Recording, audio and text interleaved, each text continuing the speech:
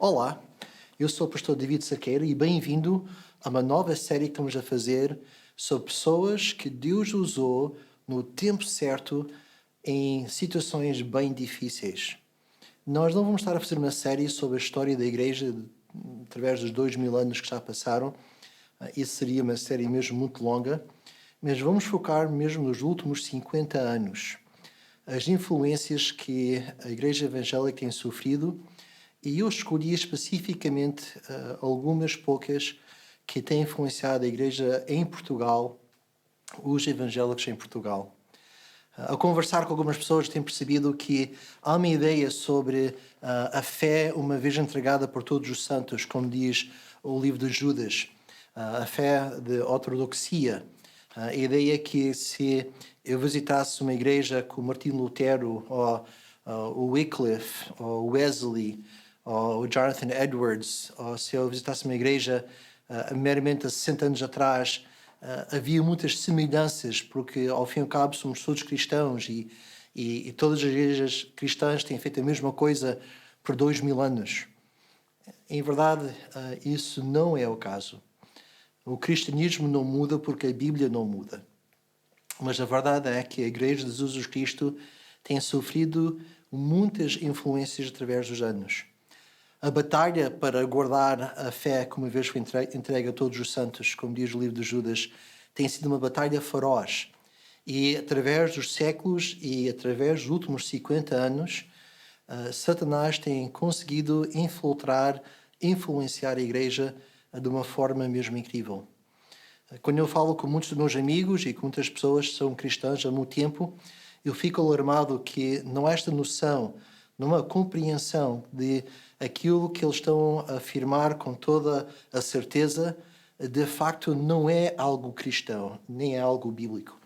É simplesmente algo da igreja em que cresceram ou na cultura evangélica que se desenvolveu e, infelizmente, eu creio que nós não estamos despertos que há influências e que essas influências podem afetar-nos de uma forma mesmo negativas. Hoje vou falar-vos de um herói da fé, um homem que morreu em 2019, mesmo há muito pouco tempo, e este homem, no momento certo, num momento como este, como diz no livro de Esther, Deus usou-lo para o nosso bem. Para contar-vos esta história, para contar-vos como é que isto aconteceu, e esta série vai ser uma série de histórias. Isto é suposto ser um estudo bíblico e nós vamos analisar as teologias e as influências que afetaram estas teologias. Mas ao contar esta história dos últimos 50 anos, nós temos que começar, de facto, um pouco mais atrás, na Alemanha de 1890. Aqui na Europa, a Alemanha e a Inglaterra eram os dois países mais protestantes que havia. Lembrem-se que resultado da reforma protestante, a Europa do Sul manteve-se católica, romana, e a Europa do Norte tornou-se protestante. E na Alemanha de 1890, ao virar do século, os teólogos que estavam nesta altura a trabalhar, dois deles sobressaem para a nossa história hoje. Um é Karl Graf e outro é Julius Wellhausen. Eles são conhecidos hoje simplesmente como Graf e Wellhausen. Estes dois alemãos eram homens de Deus, no sentido em que eles cresceram com igrejas bíblicas. Eles eram homens da palavra, no sentido em que eles conheciam profundamente a palavra de Deus. Eles eram pessoas que nós teríamos mesmo muito prazer em ouvi-los falar da Bíblia, porque eles conheciam mesmo muito da Bíblia. Se nós íamos a alguma igreja em que eles eram membros dessa igreja, nós ficávamos surpreendidos, bem surpreendidos, com a reverência que estes homens falavam e o tom de voz em que eles falavam. Um dos meus objetivos com esta série de estudos é para tentar convencer-vos que todas as heresias que a igreja já enfrentou, todos os erros que ela batalhou, todos os ataques que nós temos usado nos últimos 50 anos, de facto têm vindo de dentro. e de homens que eram super respeitados pela própria igreja. Karl Garf e Julius Wellhausen eram dois homens de grande respeito bíblico. Eles eram teólogos, estudantes da palavra de Deus, pregadores, membros de família, membros da igreja. E estes dois homens, infelizmente, iniciaram um processo que tem desviado milhões de pessoas, não milhares, milhões de pessoas para não seguir Jesus Cristo. Wellhausen e Grass, eles tiveram a estudar a Bíblia, eles focaram no Velho Testamento e o que é que eles Karl Graff, ao estudar o Velho Testamento, ele reparou que nas línguas originais, no Pentateuco, a palavra para Deus mudava. Então, Yahweh, Elohim, El Shaddai, a palavra de Deus mudava. E não mudava conforme a situação. Parecia a Graff que havia secções inteiras que usavam a mesma palavra para Deus e depois outras secções inteiras que usavam outra palavra para Deus. Então, Graff estudou isso e ele começou uma teoria que o Wellhausen depois vai aumentar e desenvolver, em que tornou-se óbvio que o Pentateuco, Gênesis, Êxodo, Levítico, Números e Deuteronômio, que a Bíblia diz que Moisés escreveu, eles perceberam, pelas estas secções terem nomes de Deus diferentes, que foram pessoas diferentes que escreveram estes textos. Eles perceberam que certas partes de Gênesis foram escritas por um autor e outras partes de Gênesis por outro autor. E o que é que resulta foi uma coisa chamada teoria de JEDP. Okay? Não EDP, mas JEDP. E eu espero que esta série de estudos que nós vamos estar a fazer, esta série de apresentações sobre os últimos 50 anos, nestas próximas semanas, que seja mesmo um estímulo, um convite para, em casa, estudarem estas coisas, irem ao Google e investigarem um pouco. Esta teoria de JEDP ainda está bem viva hoje. Já vamos ver da forma que isso veio. Mas então, Graff e Wellhausen provaram ao mundo que, de facto, Gênesis 2 a 14, a palavra que é usada lá para Deus é Jeová. Em Gênesis 15, até o fim do livro, a palavra que é usada por Deus quase sempre é a palavra Yahweh, Elohim. Deuteronômio apresenta outra palavra e lá de vez em quando, misturado no meio, há um outro escritor, chamado o escritor sacerdotal, que escreveu esta palavra. E, basicamente, muito simplesmente, a teoria JEDP de Graff e Wellhausen é que em Deuteronômio, Números, Êxodo, Levíticos e Gênesis, houve vários escritores diferentes que escreveram estes livros e provavelmente quem escreveu estes livros foi depois do tempo de Esdras. Lembrem-se que a Bíblia diz que no tempo de Esdras o povo voltou da Babilônia, voltaram de ser escravos.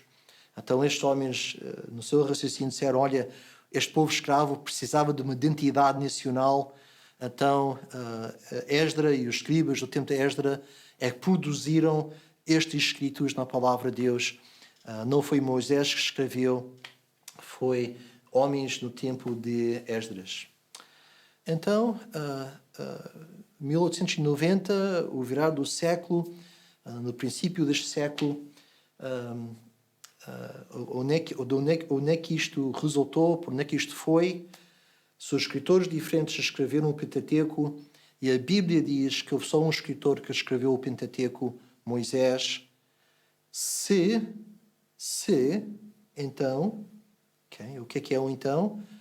Se a Bíblia diz que foi Moisés que escreveu os 5 livros e nós agora podemos provar por raciocínio que outros homens escreveram estes livros, então a Bíblia tem erros. Okay? Então, Graff e Wellhausen abriram uma porta. Homens de Deus, homens bíblicos, super respeitados entre os evangélicos, super respeitados na comunidade evangélica. Quando pregavam com uma voz muito santa e fervorente. Mas eles introduziram um pequeno erro. Em verdade, tanto Graff como Wellhausen diziam que estes homens que escreveram o Pentateuco igualmente foram inspirados por Deus. Não tem que ser Moisés. Deus usa muitas pessoas diferentes para escrever a Bíblia. É só um pequeno erro. É só o pequeno erro que a Bíblia diz que foi Moisés que escreveu estes livros e agora nós sabemos que não foi. Bem, 1900 e poucos, talvez 1920, 25, 30, todas as igrejas, isto não foi um movimento entre muitos movimentos nos evangélicos. Todas as igrejas protestantes engoliram este erro. A Igreja Metodista, a Igreja Luterana, a Igreja Batista, a Igreja Lusitana em Portugal. Os pentecostais, nesta altura, ainda não estão em cena, ainda não existem. Mas todas as igrejas que nós podíamos chamar evangélicas protestantes, todas elas aceitaram o facto, entre aspas, que a Bíblia tem erros.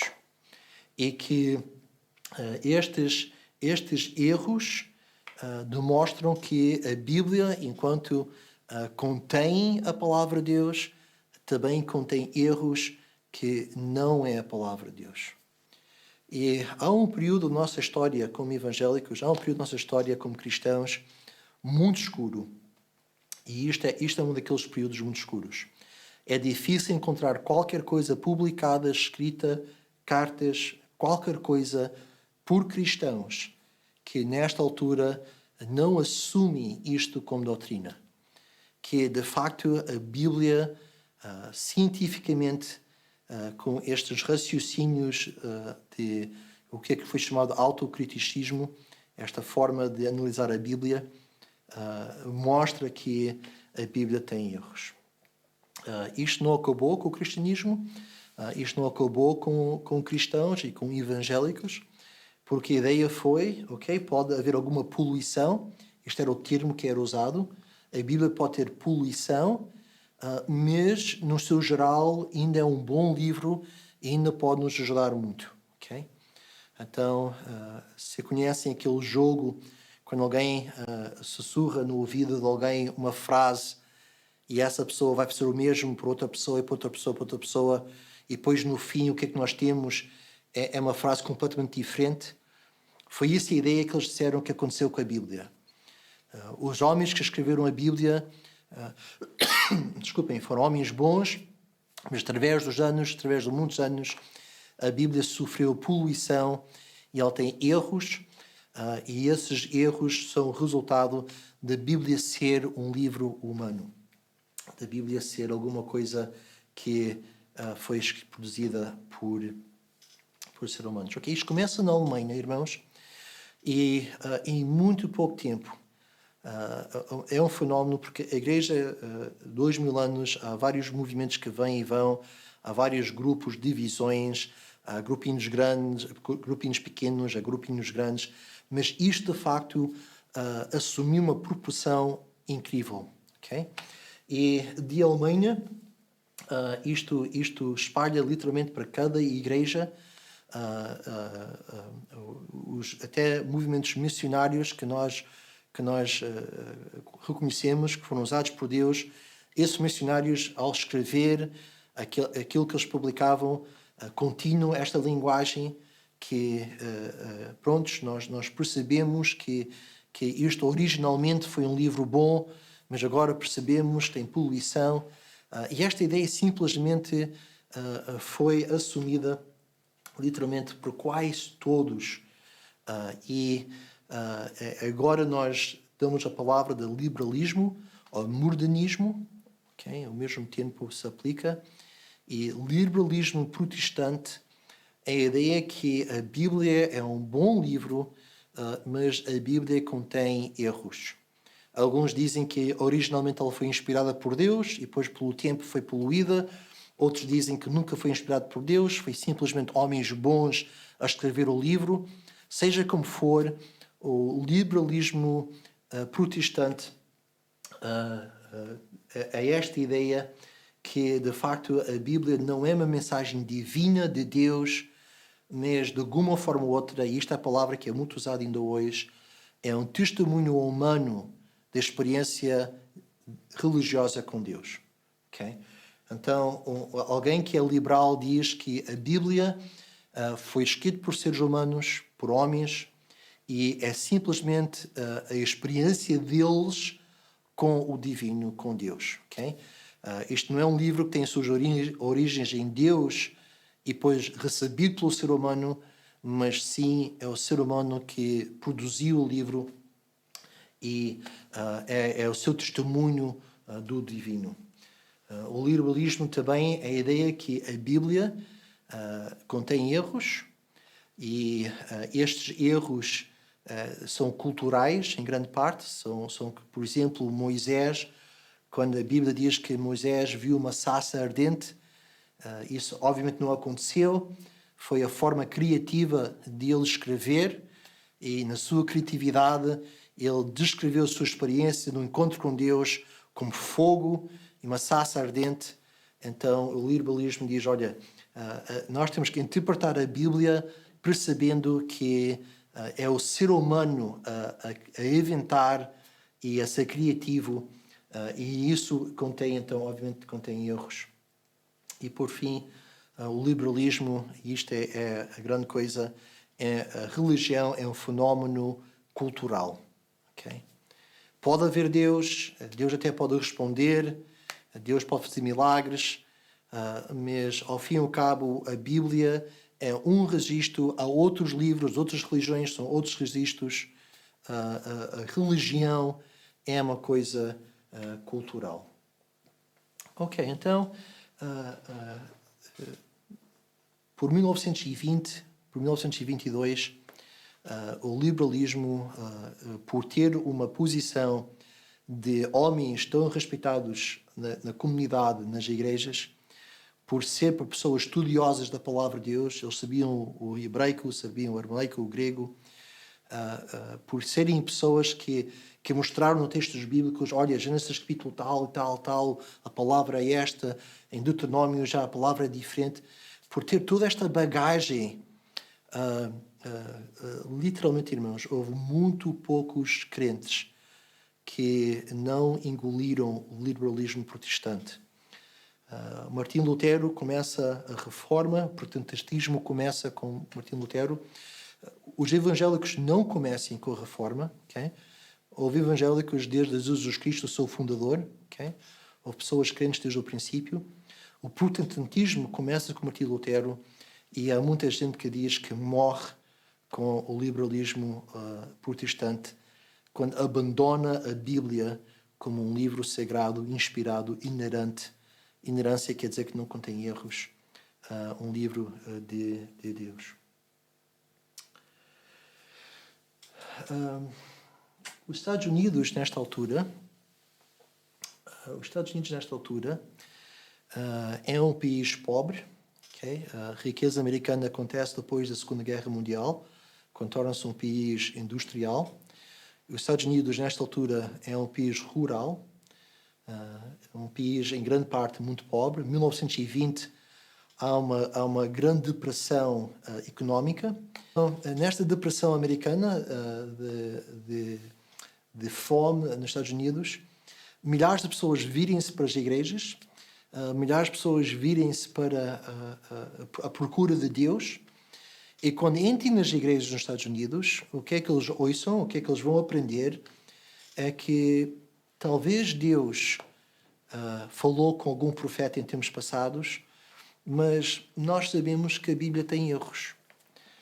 Nós sabemos que a Bíblia não é inspirada, inerente, perfeita. E ao fim e ao cabo, nós hoje sabemos que não há nada que é perfeito. Nem religião é perfeito. Então, infelizmente, na altura em que milhares de pessoas viraram-se para Deus, atrás do púlpito, em quase todos os lugares, na Europa e nos Estados Unidos, havia homens a dizer que este livro é um livro cheio de poluição cultural e de erros, e que a melhor coisa para encontrar Deus, sabem o que era? Não era a Bíblia, eram os vossos sentimentos. Deus fala-te através do que é que tu sentes. E nesta altura há um pequeno grupo de igrejas, meus irmãos, mesmo muito pequeno. A evidência histórica deste grupo não passa de 20 igrejas. Okay? Estamos a falar de milhões de pessoas para só um pouquinho de igrejas. Okay? Há um pequeno grupo de igrejas que diz não, a Bíblia é perfeitamente a palavra de Deus. E nesta altura, se nós visitássemos os Estados Unidos, nós íamos encontrar a Igreja Alta, isto é uma expressão para todas as igrejas que aceitaram este autocriticismo, okay? A Igreja Alta, e depois nós íamos encontrar o que foi chamado igrejas fundamentalistas. E a palavra fundamentalista não é uma palavra simpática hoje em dia, nós associamos fundamentalismo a radicalismos, mas a ideia nesta altura de chamar estas igrejas fundamentalistas é porque estas igrejas diziam que o fundamental do cristianismo encontra-se só através da Bíblia e não através dos sentimentos. Okay?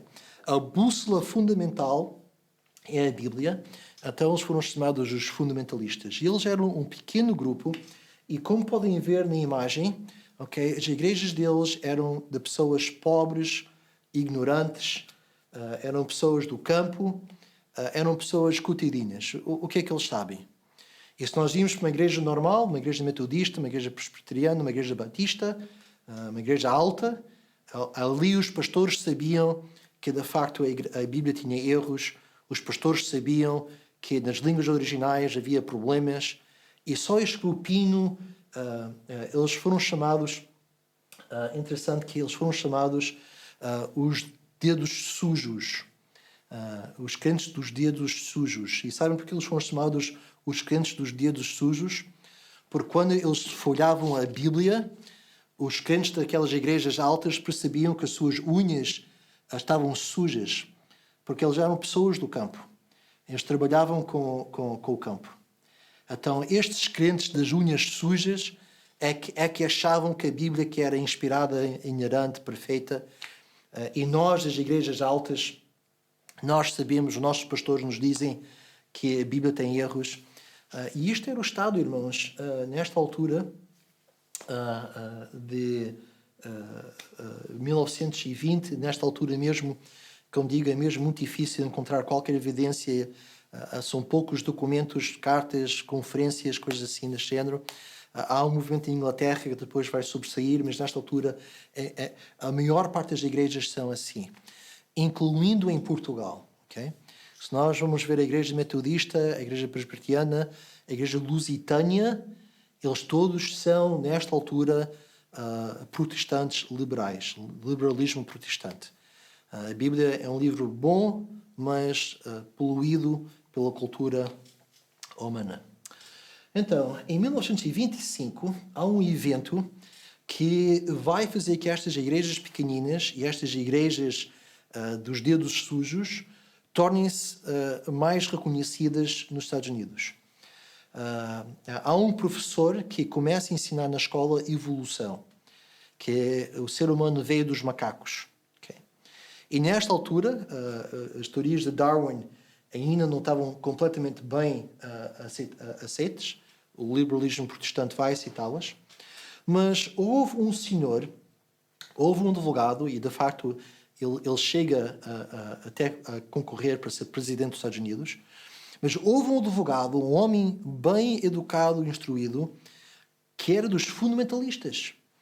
E este senhor, que veio deste grupinho que ninguém respeitava, defendeu a posição de que evolução cientificamente, corretamente, não pode ser possível e que contradiz a palavra de Deus. Este Scopes Monkey Trial, este julgamento de julho de 1925, foi o primeiro evento coberto pelas notícias nacionais na altura. Okay? Foi uma coisa que foi seguida por todos os Estados Unidos. E muita gente ficou impressionado que este senhor, William Jennings Bryan, é o careca. Eu acho que carecas sempre fizeram bons teólogos. Este careca defendeu bem a sua posição e ele era um fundamentalista. Não como os pastores da alta da igreja, não como os cristãos normais.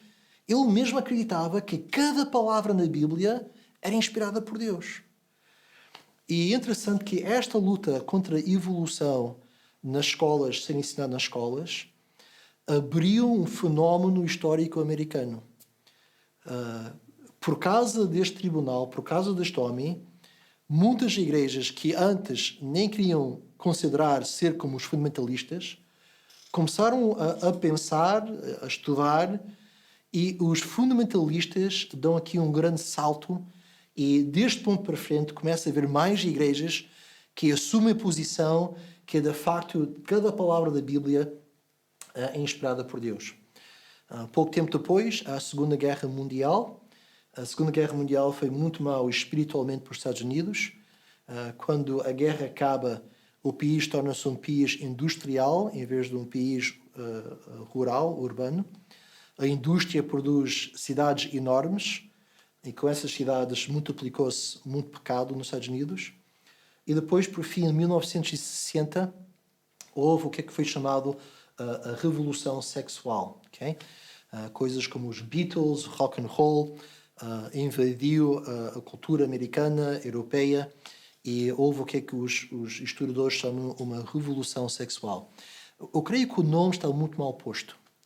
O que aconteceu na década de 60 foi uma revolução familiar.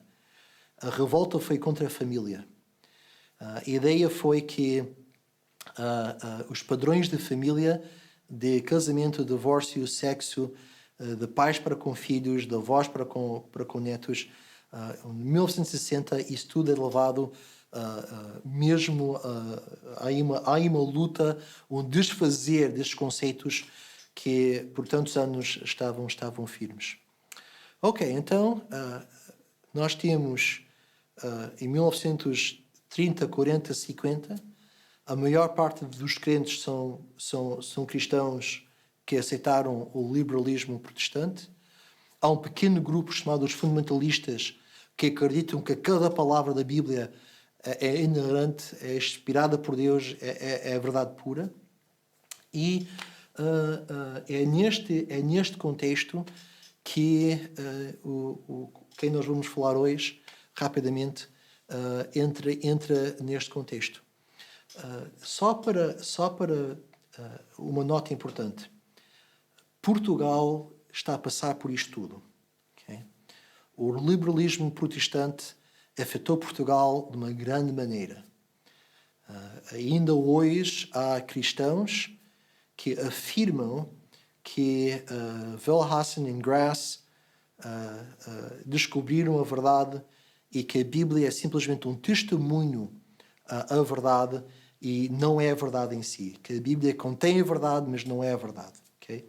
E em Portugal ainda há cristãos que vão nesta linga-linga disto acontecer. Ok? Entra aqui então o nosso senhor que eu quero falar-vos hoje, Norman Geisler. E talvez já tiveram a oportunidade de ir ao Google, ver um pouco sobre a vida dele. Ele morreu em 2019. Alguém bem recente, uma vida cheia de luta teológica. Nas próximas semanas eu vou-vos apresentar várias pessoas que lutaram para a verdade. Em alguns casos, algumas destas pessoas, nem tudo que eles afirmavam eu concordo, mas Norman Geisler, de facto, é dos poucos em que quase tudo em que ele afirmou, eu creio que é verdadeiramente bíblico, e é de facto um herói da fé dos nossos dias. O que é que ele fez, o que é que Deus fez através dele, foi simplesmente um fenómeno. Ele conseguiu convencer um país inteiro. Ele conseguiu convencer os Estados Unidos, os cristãos dos Estados Unidos, para levantarem-se e afirmarem que a Bíblia era de facto, palavra por palavra, cada palavra, a palavra de Deus. Ele morreu em 2019 e em 2019, há poucos anos atrás, já havia tudo o que nós conhecemos e ele afirmou que a Bíblia não é um livro científico, mas quando a Bíblia menciona qualquer coisa que é científico, ela está sempre correta. A Bíblia não é um livro político, mas quando afirma alguma coisa sobre a política, a Bíblia está sempre certo. A Bíblia não é sobre a família, mas quando afirma uma coisa sobre a família, está sempre certo. Naquilo que a Bíblia fala, por Deus ser verdade, ele nunca mentia, nem nunca permitia que a sua palavra ficava poluída. E Norman Geisler foi um teólogo, foi um filósofo, ele foi um pregador, um pastor, um homem muito ativo na sua vida, mas particularmente eu gostava de falar-vos sobre um evento que marcou e foi uma marca muito importante e que ainda hoje nós estamos a ser influídos por o que é que ele fez. Ele montou 5 organizações, 3 delas nacionais americanas, 2 outras internacionais, e nestas 5 organizações que ele montou, ele fundou 2 escolas bíblicas. Era um homem que foi um homem produtivo, produziu, ele trabalhou imensamente mesmo. Mas Norman Geisler principalmente lutou para a doutrina da inerrância bíblica, que a Bíblia não é poluída. E ela funciona com ela mesma, ela explica-se ela mesma, e que nós podemos confiar em cada palavra que a palavra de Deus nos fala. Então, há uma declaração de Chicago. Esta declaração de Chicago foi em 1978, no Hyatt Hotel de Chicago. Talvez já ouviram falar sobre este hotel. No década de 90 houve ali um massacre da máfia, que a máfia foi lá e fez lá um trabalho. Mas pronto, em 1978 houve uma conferência sobre a inerrância bíblica e de 500 e tais pastores que assistiram, eu acho que foram 517, se não me engano, eu creio que 200, só 200 assinaram esta declaração. Mas esta declaração foi imprimida, reproduziram, mandaram para todos os cantos dos Estados Unidos e igreja após igreja, escola bíblica atrás escola bíblica, ao lerem esta declaração, começaram a afirmarem que, de facto, a inerrância bíblica é uma doutrina cristã. Okay? Então, até aqui houve um período em que quase todos os cristãos disseram que a Bíblia tinha erro. Depois houve um período em que havia já um grupo de igrejas que diziam não, a Bíblia é pura. E agora há cristãos que estão a dizer que a inspiração bíblica, infalível inerrância bíblica, é uma doutrina cristã. E se alguém é um crente, devia de aceitar a doutrina de inerrância bíblica, inerrância cristã. Neste slide que eu tenho aqui sobre a Declaração de Chicago, vêm os 200 assinaturas e depois por baixo em aspas a palavra evangélicos. E o que é que eu quero dizer com isso é que aqui o nome mudou. Então, irmãos, desde o tempo de Jesus Cristo sempre houve pessoas fiéis a Jesus Cristo. Mas infelizmente, nos 2000 anos da Igreja, houve períodos, e algumas vezes grandes períodos, em que a maior parte daqueles que diziam ser cristãos tinham desviados da fé.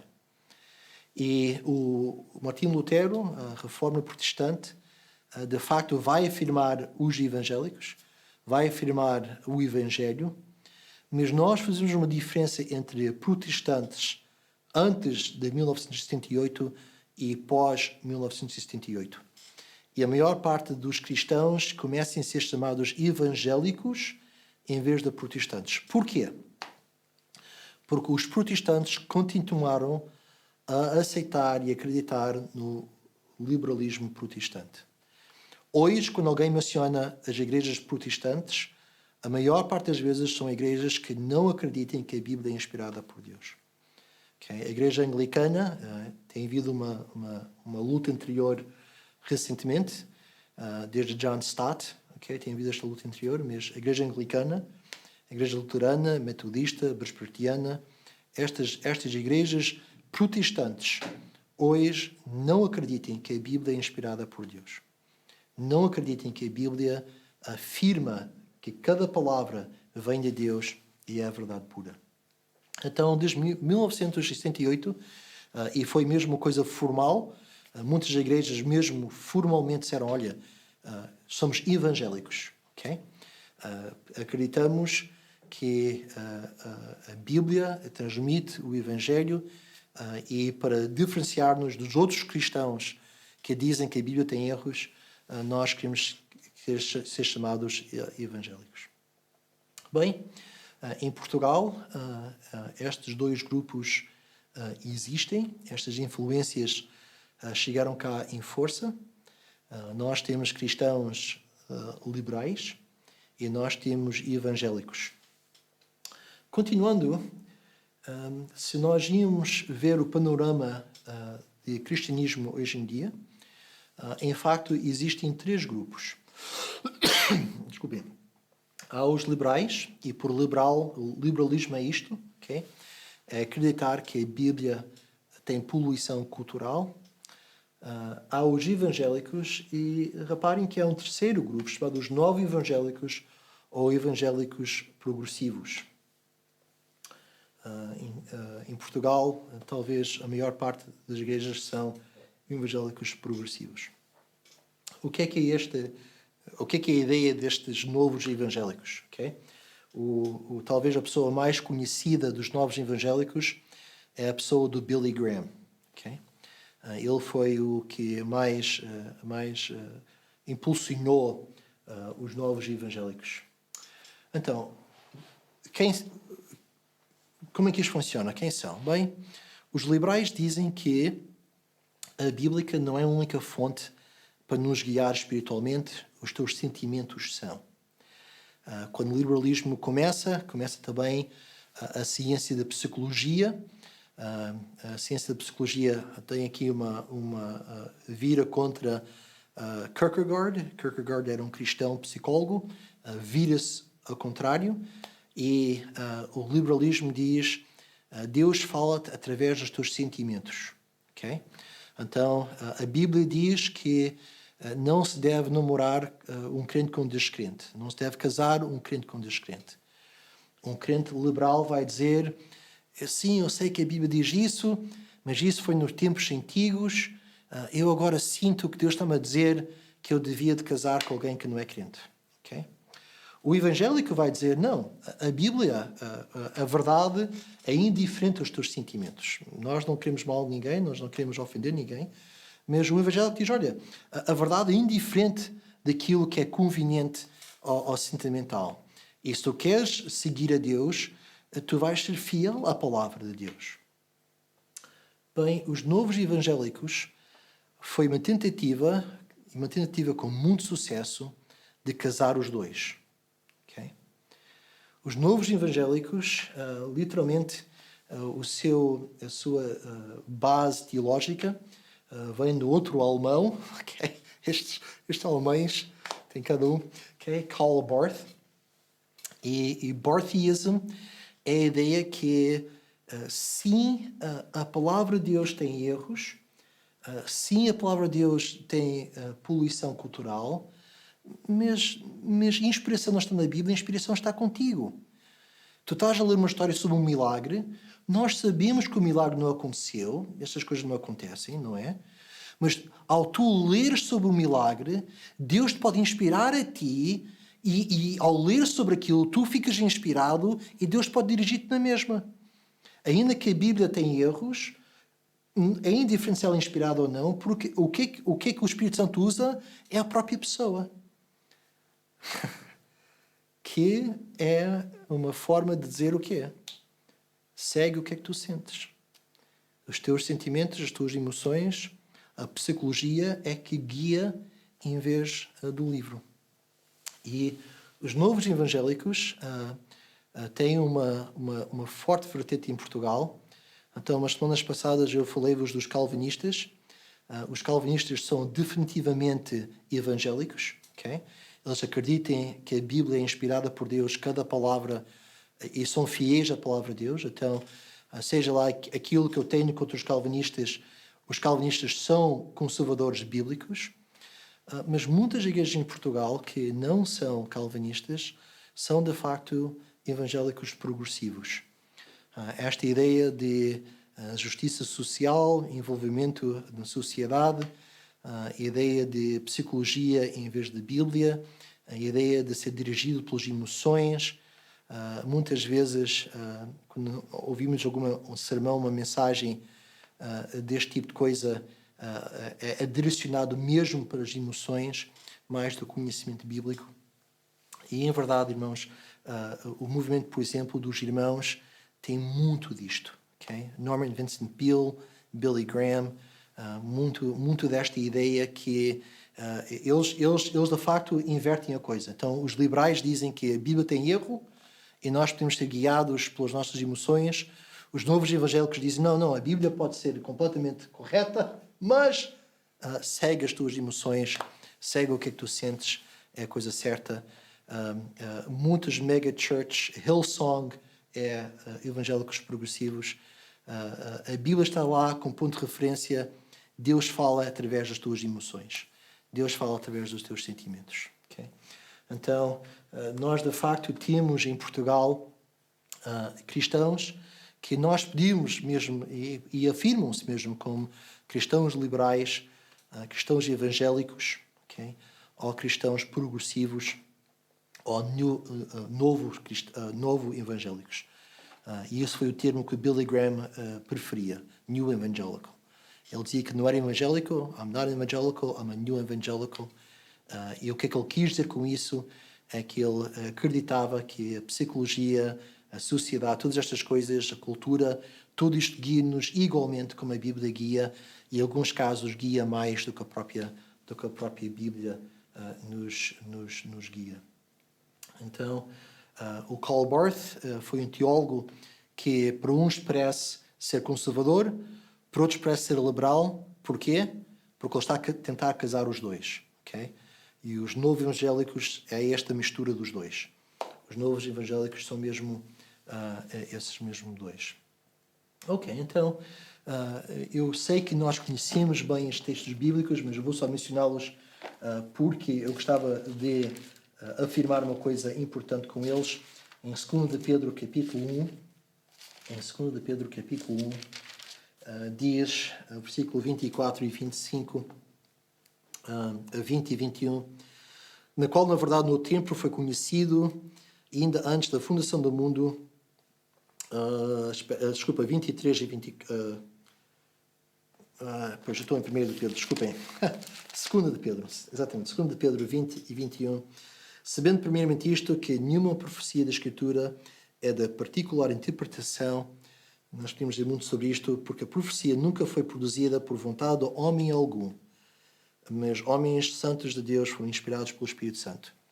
A Bíblia não é um produto humano. Os homens não decidiram que eles iam escrever a Bíblia, e não foi a igreja que produziu a Bíblia, não foi homens que produziram a Bíblia. Nunca foi produzida por vontade de homem algum, mas os homens santos de Deus falaram, inspirados pelo Espírito Santo de Deus. E depois, em 2 Timóteo, capítulo 3, versículo 16, bem conhecido versículo, toda a Escritura divinamente inspirada é proveitosa para ensinar, redarguir, para corrigir, para instruir na justiça, para que o homem de Deus seja perfeito. Então, de facto, irmãos, o que é que nós assumimos como evangélicos, que todos os crentes acreditam na Bíblia. Infelizmente, há cristãos que tem uma abordagem muito diferente da Bíblia. O liberalismo protestante afetou muito o cristianismo. Muito preocupante para mim são os novos evangélicos, esta forma de dizer que a Bíblia simplesmente é uma periferia daquilo que tu sentes e os teus sentimentos é que deviam guiar. Eu creio que está a influenciar mesmo muitos cristãos também e vamos lá ver onde é que isto vai. A Igreja Evangélica de Valadares, nós somos evangélicos, ou o que é que nestes termos nós somos chamados de evangélicos clássicos e não progressivos. Acreditamos que de facto cada palavra na Bíblia é inspirada por Deus e que ela é a bússola, é a última palavra em todas as questões em que ela fala. Seja ciência, seja família, seja dinheiro, seja política, nós assumimos a posição que nós somos submissos à palavra de Deus e a palavra de Deus não é submisso às minhas emoções, às minhas vontades, às minhas necessidades. Muito bem, eu creio que nós temos agora um bocadinho de tempo para perguntas. Deixe-me só vos lembrar que na próxima semana vamos continuar o nosso estudo. Vamos falar sobre Andy Stanley. Ele tem estado nas notícias ultimamente por causa desta pandemia e o governo americano e algumas das igrejas, mas nós vamos falar sobre cultura e como a cultura afetou a igreja e vamos falar sobre Andy Stanley. Se quiserem, através do Google e tudo mais, investigar um pouco, podem fazê-lo. E isso é na próxima terça-feira. Ainda há um bocadinho de tempo, temos 6 minutos, e antes de terminar, eu posso tomar algumas perguntas. Eu vou só acabar com uma oração, e depois, se há alguma pergunta, alguma questão, ainda temos tempo para talvez uma ou duas, e podemos ter algumas perguntas. Vamos só acabar em oração. Senhor, muito obrigado pela a única coisa que nós sabemos que é perfeito, a Tua Palavra. E, Deus, nós bem percebemos que a nossa perspectiva, interpretação, conhecimento é imperfeito da Tua Bíblia, da Tua Palavra, e por isso nós pedimos, Senhor, que Tu nos guias, Tu nos ajudas, e pedimos que a Tua Palavra tenha a sua posição correta nos nossos corações. Nós agradecemos e pedimos no bom nome do nosso Senhor e Salvador Jesus Cristo. Amém.